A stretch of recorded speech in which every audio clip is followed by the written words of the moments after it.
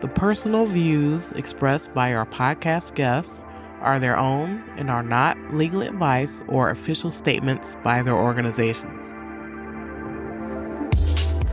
Hello, my name is Debbie Reynolds. They call me the Data Diva. This is the Data Diva Talks Privacy podcast, where we discuss data privacy issues with industry leaders around the world with information that businesses need to know now. I have a very, very special guest, Ridwan Oloyede, from Rwanda, Africa. He is an emerging technologies and tech policy lead. Welcome. Thank you, Debbie. It's a pleasure to be here with you today. That is so amazing. I'm happy to have you here. We've been connected on LinkedIn for many years. We chat back and forth, and you do really great commentary. And I just said, wait a minute. Why don't you be on my show? Oh my God. Like we always like talk, and you have such really crisp insights. And I love to have people on from other countries and Africa especially, because I feel like so much of what we talk about in privacy data protection that you see people talk about is a lot of very US, Europe, EU based. But people don't know that other countries have a lot of maturity in those areas. But give me an idea of what you work on and how you came into the emerging tech and tech policy space. All right, thank you. I think I have to say as well, I'm a very big fan. Like you said, we've been connected for a while, so always a pleasure reading your commentary or listening to the different episode of the podcast. So it's nice that I finally have my shot on the podcast. So thank you for inviting me. Just to get started, I started working in the space a couple of years ago, and that was long before it became so mainstream. So I started out sometimes around 2016. And then it was more of just pure interest, pure enthusiasm, just trying to get a sense of what to do as a young lawyer then in Nigeria. So I stumbled on a couple of courses, and I think it was around the same period the whole conversation around the GDPR was being finalized. And that's before 2018 when it finally came into full effect. So I started out doing that, finally got a shot to do it from a professional point of view in 2017 when I started working at a commercial law firm. So, I mean, my interest was purely from curiosity, just to trying to get a sense of what's happening, but also from someone young at that point in time, trying to also get a sense of what they want to do, wanted to do things differently, not just, the traditional setup where you go into a law firm and then you end up in the court system. So those are like the two things that fueled my interest primarily at that stage. But of course, my interest evolved over time, which from starting out in data protection, looking at different aspects of cybersecurity, but then now narrowing down to working in the space, paying more attention to what's happening on the continent. And for me, it was really so important for me then because there was a pocket of conversation happening on the continent, but I thought it was also very important that we do really more important work to tell the story of what is happening on the continent, which was also something that I particularly was really focused on. How can we tell the story of the continent? How can we show or spotlight things that are happening and amazing things happening on the continent to show the kind of progress we're making? So yeah, that's it. And from working at a law firm to starting on my own consulting company in 2019, I think it's been an interesting journey from there. Very cool. Oh my gosh. Yeah. I find Africa fascinating for a couple of different reasons. First of all, there's so much talent there in data protection. It's just unreal. Also, I feel like the people that I know or I have met or worked with in Africa, they understand data protection really well. They understand why it's important. But a lot of times you also, I don't know, in the US, I feel like we're all like, let's make mistakes and then worry about it later. Where I feel like a lot of the people that I've worked with or liaise with in Africa, they're very much about prevention. Like, let's prevent stuff. So I think that aligns very well with data protection and data privacy. But what's your thoughts? I mean, the space has evolved. The last 10 years has been like an interesting one. So if you look at the research that came out of Africa, like 10 years ago, you see statistics like over 20 countries, less than the number of countries on the continent have data protection laws. But in 10 years down the line, you've seen an incredible amount of progress that have happened, where we've gone as far as way above 40 countries now with laws, way above 35 countries now with the data protection authorities. And we still have like more countries in the pipeline who are also like trying to get past the finishing line. In terms of what the professional space has also looked like, pretty much like every market where something is new. We start from crawling to walking, from walking to learning how to run. So we're also seeing the space and the professional space also evolve. When I started out, for example, there were like very few people. In fact, it was hard to find people in Africa living in Africa who are working specifically in the space, not just people who are just lawyers in the broader sense, but people who are solely dedicated working in the space specifically. But a few years down the line, you've seen that has evolved. And now it's more countries having their own data protection laws. You're seeing data protection societies or associations starting out. You're seeing affiliation with international bodies like the IAPP as well, who is also creating knowledge-led communities, helping people actually build real communities in these countries. And then you've seen also, I mean, what we've also seen is the number of people who are also showing interest in certifications. I mean, global certifications like the IPP, the PECB, but you also have like local certification involving in different African markets.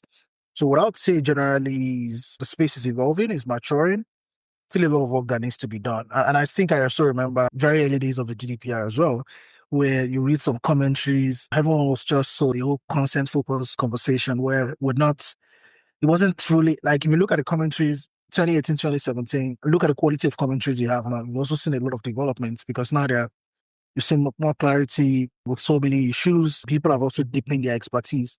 So that's the kind of evolution we're also seeing. Where at first people jump on it because it's a new thing without the necessary depth to really speak to the conversation. But down the line, you're seeing now the depth is happening. The depth is to the conversation is also improving, is increasing. A whole lot of capacity building is also going on. You want to be on top of your game. You want to be able to compete anywhere in the world. And we also see a lot of cross-border work. I mean, I, for example, I've had opportunities to work with different professionals across different parts of the world. So again, beyond being a trusted source of truth for whatever it is you're doing, is also when you move to other part of the world, can you also compete meaningfully? And we're seeing really amazing talents coming out of Africa, across different African countries, country-specific domain, wider continental domain knowledge and expertise. And it's really so beautiful to see. And I think the next few years, 5 years, will also be really amazing and transformative for what's the maturity of the professional space will look like. That's fascinating. I agree that there has been a lot of rapid growth and more acknowledgement of data protection and data privacy as its own distinct field and growing in that way. What is it that people don't know about Africa as it relates to data protection? So you work with a lot of people around the world, and I'm sure there's a lot of misconception or just a lack of knowledge of the ethos, the culture, culturally, what things are like in Africa in terms of data privacy and data protection. But can you tell me a little bit about that? I mean, I think, the conversations are in two buckets. One is a few years ago, the conversation will purely be because there wasn't enough information coming out of the continent about what's happening on the continent. So commentaries, conversations happening about the continent from outside of the continent was based on the very sparse information that was there then. So people didn't understand. And so it's easy to make commentary and say, oh, a lot of African countries are now enacting data protection laws that model themselves after the EU GDPR, the European Directive of 95, for example. And you still see comments that still says this, despite the fact that the first data protection law in Africa was filed back in 2001. So many of the laws predate the GDPR, for example. Didn't take the influence from the GDPR. Yes, maybe a little bit from the European Directive. But there were also laws that looked completely in a different direction. One is, for example, the first draft of the Seychelles law. It looked nothing like the European directive. It was completely distinct. The South African law, for example, too, was not exactly modeled after the directive in its sense, because even in terms of terminologies and concepts, they were completely distinct. They had different names. So there was that part where there wasn't enough information. But now, the last few years, there have been so much I've been written about the continent, even though I still strongly think there are some part of the continent that's still not spotlighted enough. So we still don't know what is really happening on the ground there. So, but I think one definitely is lack of understanding of what's happening on the continent, but also not enough information coming from the continent itself. But that's changing because now we have more data points. It's you can't come and say, oh, not like I mean, in the past year, I mean, I think I saw a research recently that was written by someone outside of Africa saying things like barely half of the countries on the continent have data protection laws, but that's no longer true because now you have a situation where we have, like I said, over 45 countries with laws. And as I speak this morning, a new country has actually enacted a law. Down the line, we still have like about 5 countries that are working on amendments or working on a new data protection law as we speak. So you see, all of this is changing because now we now have more commentaries, more people doing more reviews, professionals emerging in that countries also sharing their daily realities about the practice, how things are evolving. So I think, yeah, like the question was rightly framed. There is a lot of misunderstanding, but misunderstanding is also born out of not knowing what is happening, but it's more like there's just not enough information to make a meaningful judgment or meaningful opinion. And I think the last part is also the part where the continent gets skipped as though it's just one country. So you basically speak about Africa and then you speak about just like it's a monolith itself. But what you find is across the over 40 countries we lost, there are also pure divergence. I mean, there are convergence on the fundamental principles and some basic things, but there are also fundamental difference in so many issues. So a couple of years ago, I started this project called Privacy Lens Africa. And the whole idea was using visualization to tell stories, the patterns, the trends, and what are the commonalities you have in data protection laws and also the divergence you have in data protection laws in Africa.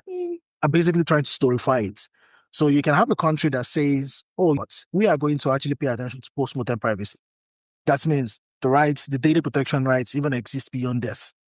And then you have a country that, you know what, it's not a priority. It's really not our business.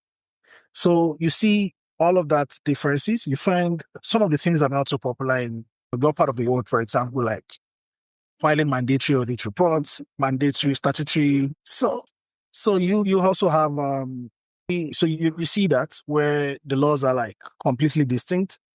And then you have things like mandatory registration with the regulator. In some countries, you have things like authorization before you can transfer data out of a country. You need to go to the regulator to get like an authorization. So when people speak and they basically just make Africa a data point as though everything there is the same, I think it's part of the wider conversation about not understanding the continent enough. But when you come down, you see how things are like so different, the divergence, the convergence, new initiatives springing up that's not modeled after the GDPR or any of these laws that we speak about. I mean, and I'll give you one quick reference.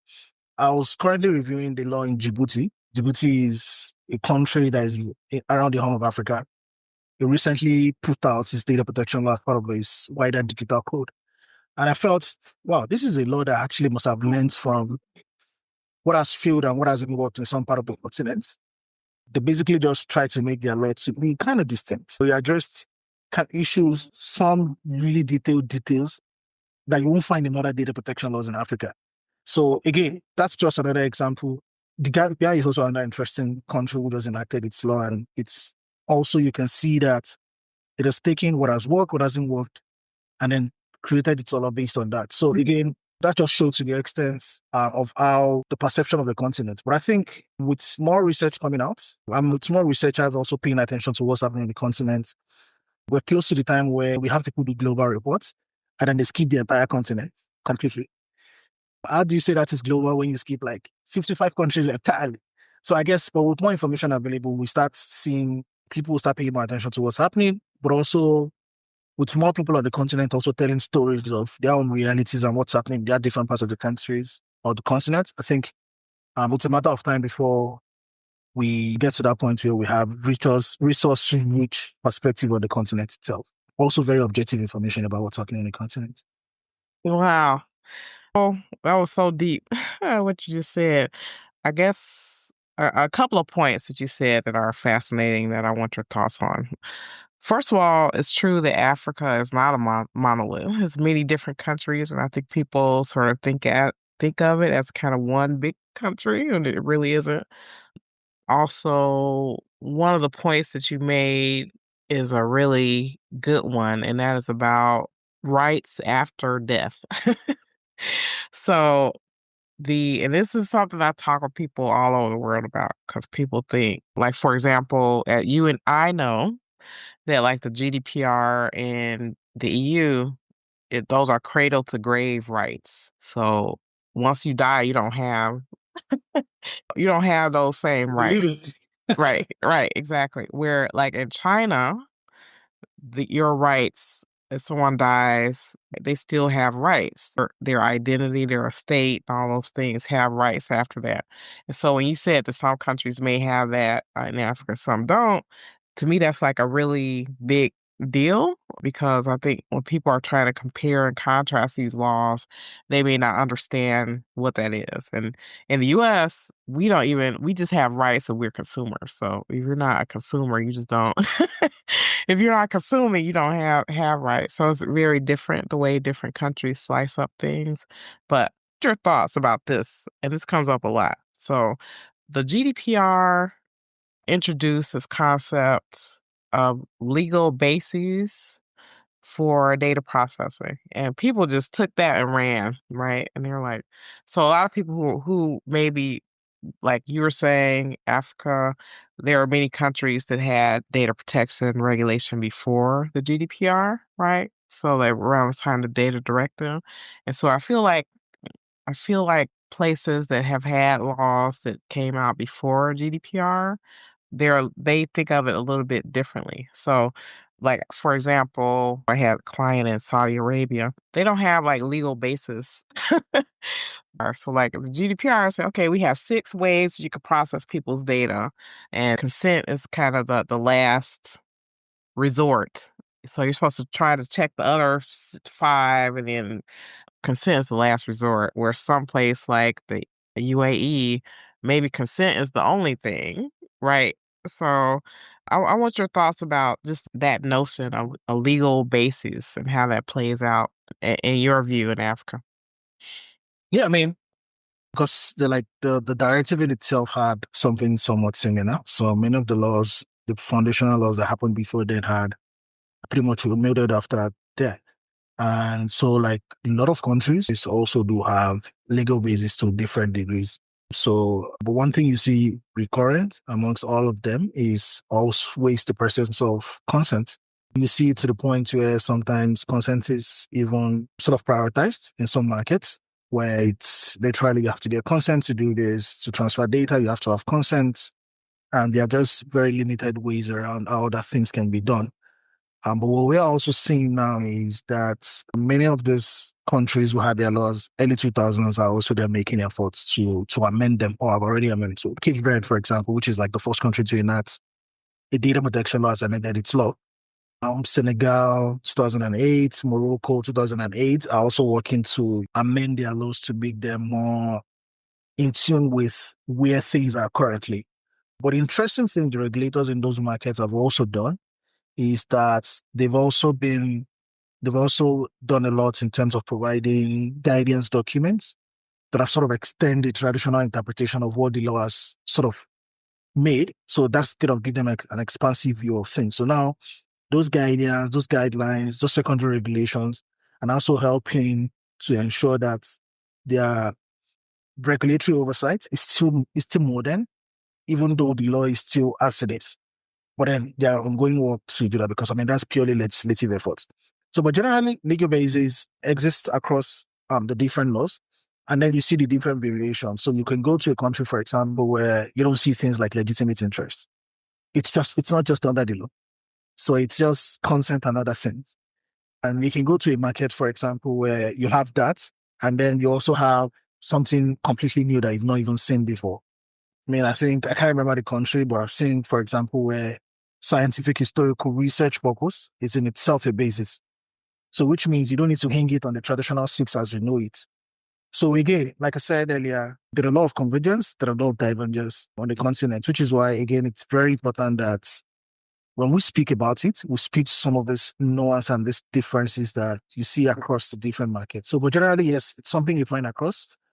Consent a lot of times gets very amplified And this simplification is also done by even the regulators and even the data subjects themselves too, who typically would think, and based off what they understand, is, oh, consent really give a lot of control. It gives them some sort of power, superpower that puts them in the driver's seat. But then in the real sense, it doesn't many times. So these are some of the things that like the evolving nature of the conversation on the continent. But yeah, a lot of work is actually being done to also, deconstruct, demystify that part of it. But then there's still so lot of, I mean, I'm careful not to say the word obsession with consent, but yes, in different parts, and pretty much like it's not unique to the continent. You still see the future in even big conversations in other parts of the world where people speak about consent as though it's one interesting sword that offers protection against every illness and every natural disasters, but it's really not. So yeah, there are a lot of differences you see across where you have the European notion of the legal basis in some laws, some to a certain degree, maybe two, three, four, five of them, but not the entire six. And some even adding something completely different that you won't find as a legal basis in from the European point of view to be a legal basis under their laws. That's fascinating. Think about the legal basis. And it's true. I think consumers all around the world, consent can take many different forms and different shapes. And so understanding what it really means, they may have an idea that maybe give them more rights and more control than they actually have. So I think it's consent in and of itself. We could just talk about that. That's that would be a conversation in and of itself. The whole conversation. Yeah, yeah. So what's happening in the world right now in data protection, data privacy, or in technology that's concerning you around your work and the things that you do in these areas? I mean, so part of what I do day in, day out is also like regulatory intelligence. So part of what that means really is being able to pay attention to some of the evolving nature of the conversation globally. But I mean, for the sake of this, is also what's the evolving nature of the conversation on the continent. So some of the things we've seen happening on the continent, for example, is more countries are introducing new laws. Those with older laws are also trying to amend their laws to make them more modern and to also deal with some of the emerging issues. Another interesting thing is also with AI governance, for example, where, now you're having a lot of countries talk about having AI specific laws. I mean, Angola, for example, has like an AI bill. Same with Nigeria, same with Morocco, Egypt. An interesting part about the AI bill in Angola is it also takes an element of the EU AI Act, with the critical risk-based model. But the interesting thing happening in Angola is there's a current proposal to also amend the data protection law that also has specific AI inclusion, that includes specific requirements on AI. So they kind of complement each other, which is really interesting. Seeing happening in Angola, and it's moving really so fast. So we're seeing that where, countries are trying to enact AI specific laws. I mean, I'm not a big fan of making technology a focus of regulation because there's a whole lot of problems around that. And as you can see, even with the EU AI Act conversation, the tech is still evolving. A lot of new things are bringing up. But also because of how unique things are in our side of the world, where we need to fix capacity, we still need to, there's a whole lot of conversation around, even funding new authorities that are also being created as a result of creating new laws for new. So it's a whole lot of issues. So that's my personal opinion. And I feel maybe we should rather play with what we have currently to deal with some of the risk or some of the conversations that we have rather than, trying to like reinvent and create new authorities and stuff like that. But yeah, another interesting thing you're also seeing like in Ghana is not just saying AI specifically. Ghana is looking at emerging technologies broadly. The governance approach in Ghana is, but let's use even though we're creating like a central coordinating body, but rather leverage the existing authorities, the data protection, the information technology authority, the standards authority for product safety, and then link specific issues to those authorities to deal with, which I think, yes, it's basically similar to what you call like the clearinghouse model, clearinghouse regulatory model, where you basically use existing authorities and you create some sort of coordination. They share resources, they share intel, they share capacity. So you're not inventing anything new. You're basically using what you have. But speaking away from that is also how data protection authorities are also playing an interesting role in Africa about AI governance. So from as far back as 2019, by the way, actually. the Moroccan authority imposed like a moratorium on the use of facial recognition technology, which basically say, you know what, we want to get a sense of what this really looks like. We want to understand it. But for now, we're imposing a moratorium, which was extended.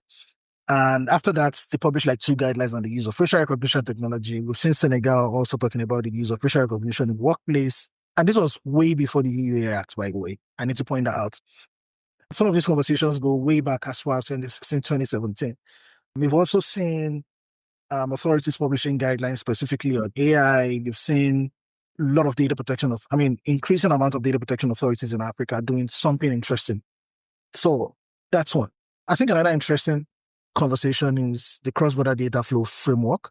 That's also very interesting. So historically, you've seen few African countries who have been, so Mauritius, Morocco, and Kenya currently, who have tried to get an EU adequacy decision. It's kind of proven elusive. It's kind of elusive. Let me just put it that way.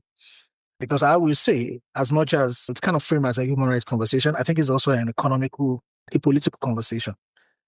So Morocco, Mauritius didn't get it. Despite the fact that they have one of the most interesting, data protection authorities who've been around for a while. But you see, Kenya might likely get it interestingly, because last year when we were having the National Data Protection Authorities conference, general conference, it was the EU delegation who actually mentioned that Kenya is in the pipeline for an EU adequacy decision. And that may happen probably in 2026, somewhere on the line.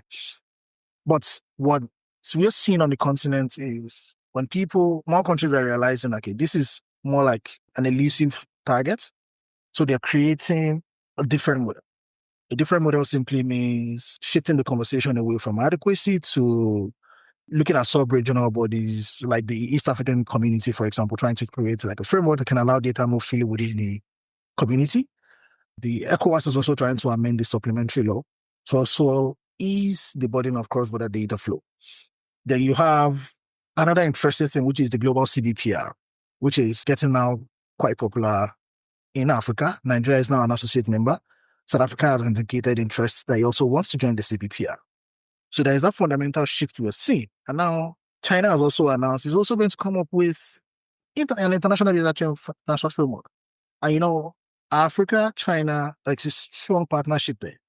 So we're seeing that change happen. But the change isn't just limited to, all of this trend. It's also like how some of the laws these days are also being drafted to make sure there's that reciprocity between African countries, where a lot of MOUs are happening between African countries. And part of the conversation is also including cross-border data flow. Another interesting thing is also the increase in enforcement. Angola, Nigeria, South Africa, Kenya, different African countries, you're seeing stronger enforcement. Things are changing. Record fines are being imposed. More organizations are being scrutinized. Questions are being asked. So these are like some of the trends that we're seeing. And I think maybe one last interesting trend that I think point out is also that is also emerging from the data protection authorities, also the conversation around online child safety. So again, many of these conversations happening on the global north are happening there, but then in a unique way, it's also happening on the continent. And we're trying to find local solutions, trying to deal with these problems as they emerge in our own way. So yeah, those are some of the things that we've been seeing in the past few years. Wow. Learning so much. This is incredible. One of the things that you had mentioned just now, and it's about adequacy versus frameworks. And I agree with you 1,000% about that. And so the thing that I find fascinating about this area, and the reason why I really like frameworks, the difference to me, and I want your thoughts, between adequacy and frameworks, I feel like adequacy is more like, this is our law, and we want you to align with our law. Where framework is like, our laws are different, but here's our commonality, and here's our shared values, and here's how we can work together without trying to make you like me. But what is your thought about that? I mean, adequacy is like creating some sort of exclusive club. So, Velvet rope, like a velvet. Yeah, that's how we roll. I mean, if you don't look like us, you don't rolling with us. So, so it's like some really exclusive club kind of thing. And yeah, quite a number of African countries, honestly, do have adequacy in their laws. Very few have sort of also published list of countries they consider to be adequate, interestingly. Another interesting thing is also the fact that non-African countries are also recognizing some African countries to be adequate. Serbia, Russia, Bahrain, for example. I've listed a few African countries and say, you know what, we consider them to be inadequate. Again, like I said, I think I wrote a paper that was published this year, and the argument is I co-authored was essentially it's an economy and a political thing rather than human rights.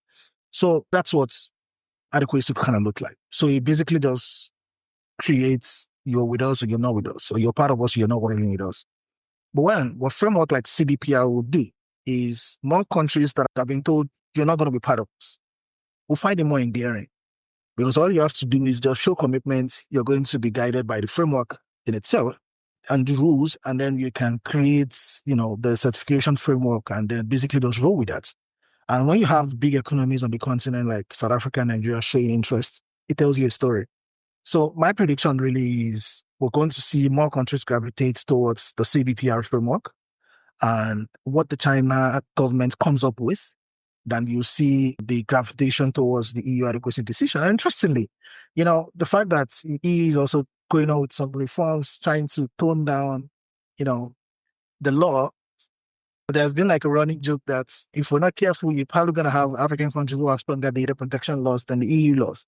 Because some African countries actually modeled their framework against what the GDPR was then. So I think it's going to be an interesting next few years to see how that conversation is really going to go. But yeah, I think it's some gatekeeping in a way as well, because you're seeing, because even for the some of the countries that has been considered to be adequate from EU point of view, there are questions you want to ask as well.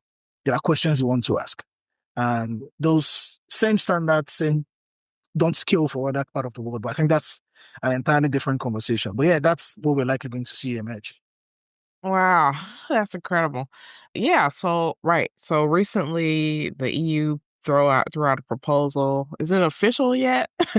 I think when it first came out, they were like, this is a secret proposal that we came up with about them trying to tone down the GDPR and the e-privacy directive so that it doesn't stifle innovation and stuff like that. And so I don't know. I just laughed when I saw it and I was like, oh goodness, I don't know what they think they're doing.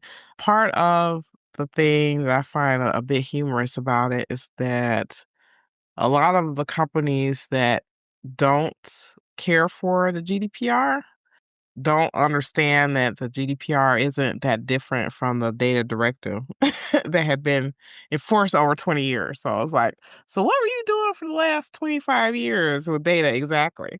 Like, it's not that different. It's actually, I would say 80% the same as the directive. And we've seen, like, when the data directive came out, there were a lot of countries, like you said, even in Africa, that modeled after that. So the GDPR wasn't that different. And then also countries are trying to come up with their own ways to look at data. So I think this is going to be interesting. The funny thing about it is that the EU doesn't do anything fast. So even if they did this proposal, we'll probably still be talking about it for the next 6 years. Because they have been talking about updating the e-privacy directive. I just gave up because typically, It's like, there forever. The yeah, lobby machine will work. So it's good to be there for such an interesting amount of time. I typically so when I do these 5-minute videos every week, I've done that for about 6 or 7 years, and typically I'll only do a video on a law if it is passed or it changes. I was like, "Oh, wait, I want EU privacy, when it gets updated, I'll do a video about it," and it just never got updated. So it's just been in limbo all that time. One thing I want your thoughts about, and you touched on this, and I think is a fascinating thing, and that is when regulators make laws about technology or have some type of technology element, the danger always is that you are too specific to a technology or you're not so agnostic that it doesn't make sense. And I think that can be a problem. So that I think that's one of the challenges I have with the AI Act. I do like the act, and I like the fact that it's based on, they have this whole thing about harm to the person. So making the person the center, I think is a very good thing. But then also trying to make a law about a technology, I think it narrows the way that countries can govern emerging tech. Because for me, I feel like AI is a technology under the umbrella of emerging technology. And so if Mhm. you're saying you're going to pass an AI law, like, are you going to have a Internet of Things law? Are you going to have a, Computer law. VR, XR, virtually law? I said we almost had blockchain laws too. Yeah, It's right. like blockchain thing. Well, what was your thoughts about that? That's a hard balance. Because I also work in policy. It also means like I teach regulation. I engage a lot in it. The challenge or some of the challenges with having technology specific laws rather than principle technology agnostic ones is that we risk what you call the precision trap. When things are too precise, we run into problem. That problem then builds on what you also call like the law of unintended consequences, where because you're too specific, we create new set of problems. And that also is also then woven into what you call I can't remember the name right now, but basically what it means, what we're saying is when you have very technology specific law, you also have what you call the Colin dialing actually. Are you getting there too fast? Are you getting there too late? Which it's always going to be a problem. So, but what you have is what I'm seeing also is few data protection authorities in Africa actually engaging in consultation, which is Cote d'Ivoire, for example, did something where they open two consultations and they're saying, what, just come tell us about emerging text so we can have a better informed regulatory response. So that is how you're now having knowledge preceding regulation, which I think is a very fantastic one. You're also having some of them play with different experimental regulation models, which is let's learn from it first, again, before we design a regulatory response, which I think is also very smart and also a good use of resource. So, but the challenge is when, we want to act on impulse and we need to define what's our priority. Or do you want to regulate foundational model? Are you prioritizing the risk or the use of the technology itself? Do you want to create like a risk tier where you also say some things are exclusively prohibited? But the challenge is when you do this against all technologies, some things, it makes sense to just focus on points. Focus on standards. So like quantum computing, for example, it makes sense to just focus on standards. So regulators also need to understand that the ad law is not just the only regulatory model. You can regulate through architecture, you can regulate through the markets, you can regulate through social behavior as well. So people regulators need to think about their powers beyond just everything has to go through the hard law as you know it. So, my conclusion really is when we narrow things down to specifically and we speak about, like we joked about it, quantum computing or IoT law or Internet of Bodies law, we're just jokers. And we also understand our unique context, which is when we do this and the nature of the technology changes, for example, maybe it's the nature of the autonomy or maybe it's the agency that changes in the nature of the technology itself. Do we then go back to start amending when we know it takes like a very long legislative process to push amendments or to push new laws or push new reforms? Or do we just say the new regulator we are creating that we'll start looking for new resources for and we start starting with new capacity, we give them powers to then do things that probably they also would have the competence to do. So I think we need to rethink how we do things. Principles are great. There are times where principles are great. There are times where you need to be specific, but we need to find a way to balance all of this to ensure that we're not stifling. But beyond stifling, we're also not creating problems that we don't intend to create. Because sometimes you might have noble intent. You can have noble intention to solve a problem, but you end up creating new set of problems. So yeah, that's my take. Oh, wow. This is mind blowing. A mind blowing conversation. Oh my gosh. I have to talk to you about this regulation, about the policy part, because it's very tricky. It's a hard thing to navigate, right? Especially because you're talking about technology, but then you're also talking about, hopefully, you're talking about harms to human. And so being able to navigate that and make it something that is really worthwhile and something that really does help people is definitely the key. Now, Radwan, if it were the world according to you, and we did everything you said, what would be your wish for privacy or data protection anywhere in the world, whether that be regulation, human behavior, or technology? I go for human behavior because I feel like if you can, I mean, to an extent, there's like what agency can do for you when you have agency. Even though the power dynamics may not entirely be yours and yours, but what we've also seen is regulation hasn't solved those problems. It hasn't taken away all the problems. And, but I think we can start having really good and interesting conversation from agency. Agency can lead us into activism, can lead us to stronger advocacy, evidence-based advocacy, strategic litigations that can force some of these changes that is taking us forever to get. Even user feedback can also force product redesign. So, and I think what you've seen also is how some of these big players have actually they've made a lot of progress with regulation than some regulators have done. And I'll give you a context. Look at when Apple introduced the ATT, the app transparency. That's something regulation couldn't get a lot of people to disclose for the longest time. And then they simply did just with. So you see my point. Look at how Google also tried to enforce things like making sure if you build an app and you ask for people information on it, you must also include a part on the app where you can allow people to delete their accounts, which is like part of like the terms for hosting apps on Play Store. So again, feedback can encourage. Whether there's a commercial incentive to do it is a different conversation. But I think when people are informed and they have their agency in that through behavior, we have an interesting opportunity as reform. Of course, we need the other elements to also work, technology to work, we need regulations to work. But I think putting people in the driver's seat, human behavior with well-informed, with true autonomy can get us further. I love that. I share that dream, and I agree.